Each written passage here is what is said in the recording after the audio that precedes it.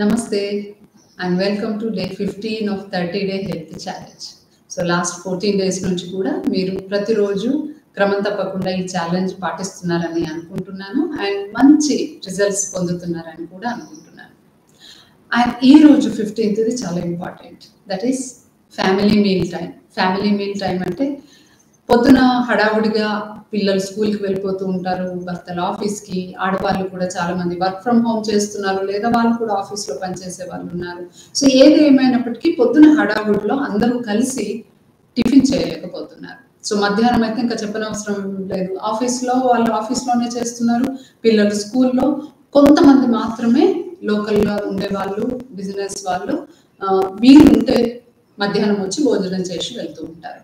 So అంటే మెజారిటీగా పొద్దున బ్రేక్ఫాస్ట్, మధ్యాహ్నం లంచ్ కలిసి తినట్లేదు, కానీ రాత్రి పూట అయినా కనీసం కలిసి తినడానికి ట్రై చేయాలి. సో బేసికల్లీ ఈరోజు ఛాలెంజ్ ఏంటి అంటే రోజులో ఒక్క మీల్ అయినా, ఒక్కసారి భోజనం అయినా ఫ్యామిలీ మెంబర్స్ అందరూ కలిసి కూర్చొని తినాలి. సో అది ఎప్పుడు అనేది మీరు డిసైడ్ చేసుకోండి, ఎందుకంటే మీకు ఏ టైంలో సూటబుల్ అవుతుంది అనేది మీకే బాగా తెలుసు. సో బ్రేక్ఫాస్ట్కి మీరు అందరూ లీజర్గానే ఉంటారు, అంటే పెద్దగైన పిల్లలు ఉన్నారు, చిన్న పిల్లలు స్కూల్కి వెళ్ళే వాళ్ళు లేరు అని అంటే మీరు బ్రేక్ఫాస్ట్ అనుకోవచ్చు. So what ever it is comfortable for you. నాకు తెలిసి నా దగ్గరికి వచ్చిన వాళ్ళలో చాలా మంది డిన్నర్ అనే చెప్తూ ఉంటారు. సో డిన్నర్ అని నేను అంటున్నాను, కానీ అది మీ ఇష్టం. సో మరి ఈ మీల్ ఏ విధంగా కలిసి చక్కగా ప్రేమతో సరదాగా నవ్వుతూ కబుర్లు చెప్పుకుంటూ కూడా తినొచ్చు. సో మాట్లాడడం అనేది నిజానికి భోజనం చేసేటప్పుడు చేయకూడదని నేను ఇంతకు ముందే చెప్పాను. సో బేసికలీ డిస్కషన్ కావచ్చు, ఆర్గ్యుమెంట్స్ కావచ్చు, దేని గురించి అయినా చర్చ, ఇట్లాంటివన్నీ కూడా వద్దు. సో కేవలం సరదాగా తింటూ హాయిగా నవ్వుతూ ఏదైనా ఒకటి రెండు ఆ రోజు జరిగిన మంచి విషయాలు చెప్పుకుంటూ గడపడం. సో ఇలా చేయడం వల్ల ఏమవుతుంది అంటే ప్రేమతో తినడం వల్ల మనం తీసుకునే ఆహారము ప్రసాదం అవుతుంది. సో మరి ప్రసాదం భగవంతునికి ఎంత భక్తితో పెడతాం కదా. సో మరి అంత భక్తితో పెడితే ఒక్కొక్కసారి మనం చాలా మంది ఎగ్జాంపుల్స్ కూడా చూసాము, భగవంతుడు సాక్షాత్తుగా తినేస్తాడు కూడా.